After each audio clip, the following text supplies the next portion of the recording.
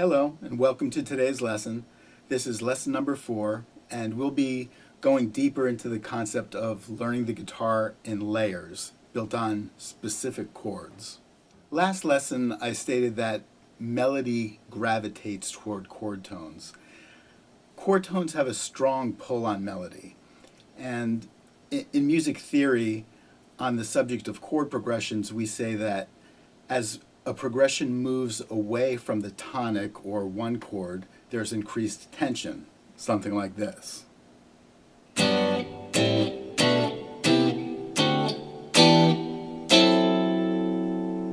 Increased tension. Whereas when a chord progression moves toward the tonic or one chord, there's increased release, like this.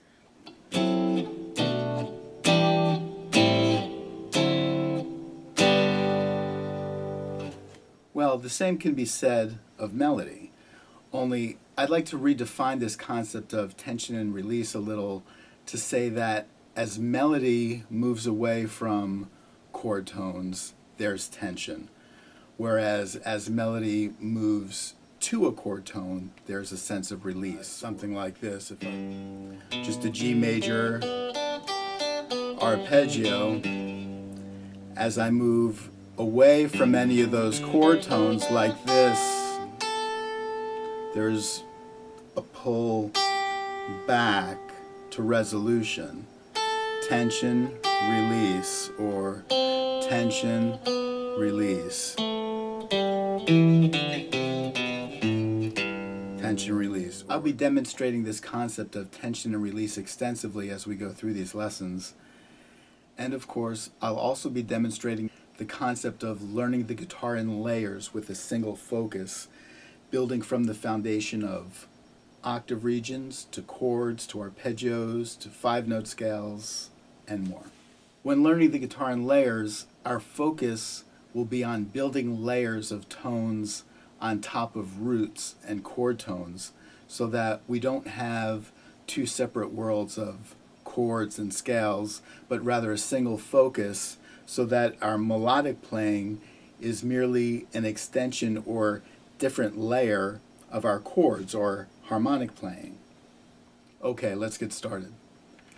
Today we'll be studying what is regarded by many as one of the greatest solos in rock and roll, the solo played by Elliott Randall on the Steely Dan song Reelin' in the Years. Now it's important to point out that I'm not particularly interested in showing you how to play the technicalities of this solo from start to finish, but more importantly, I'd like to try to take you inside the mind of the soloist to see how he thinks, to analyze his approach. The idea is that as we learn and look inside some very advanced guitar playing, we'll see that there is a simple foundation even a beginner can learn. And with this simple foundation, the guitar student can begin to grow and increase his technical ability over time. So with this in mind, let's take a look at the introduction to Reelin' in the Years.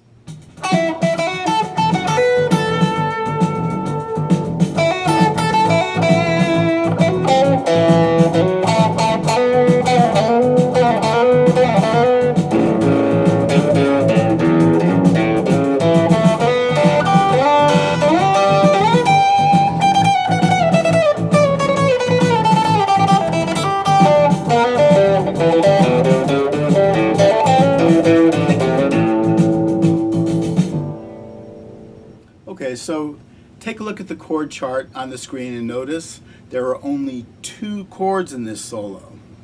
A, or really A add 9 or A2, and G, or G add 9 or G2. So with this solo, we'll be looking at 3 different layers. The first layer, we have the major arpeggio, which is 3 notes, root, third, and fifth. The next layer is A minor pentatonic scale.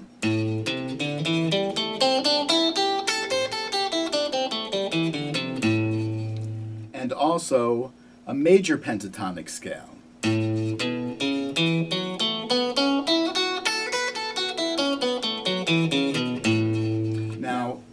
about pentatonic scales. The way I and most guitar players learn about pentatonic scales is that there are 5 pentatonic scale patterns on the fingerboard, and the only difference between the major and the minor is the one is a different rotation or a different mode of the other.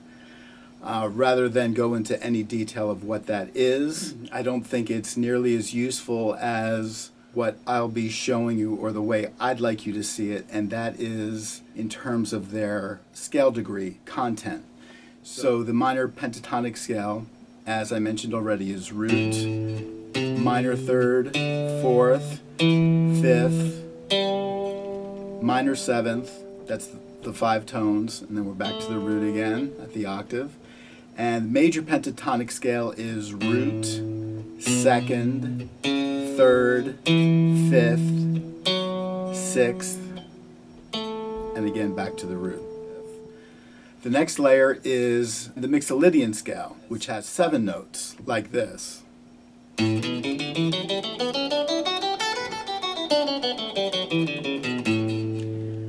only difference between a Mixolydian scale and a major scale is the 7th.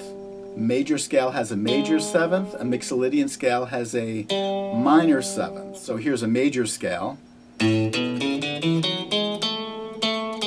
Major 7th.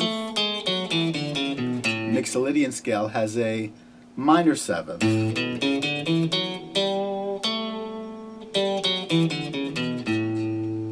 Again, with this Mixolydian scale, I'm not going to go into the traditional theory of where that scale comes from, but rather I want you to see this scale as a different layer of this A chord that we're playing.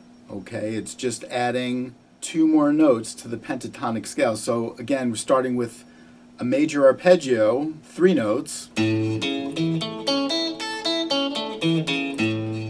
Then we're adding 2 more notes on top of that to get our major pentatonic scale. And then we're adding 2 more notes on top of that to get our Mixolydian scale.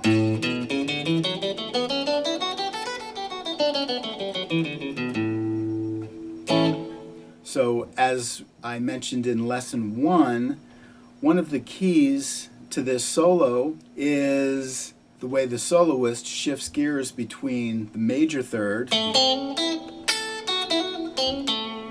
and the minor third.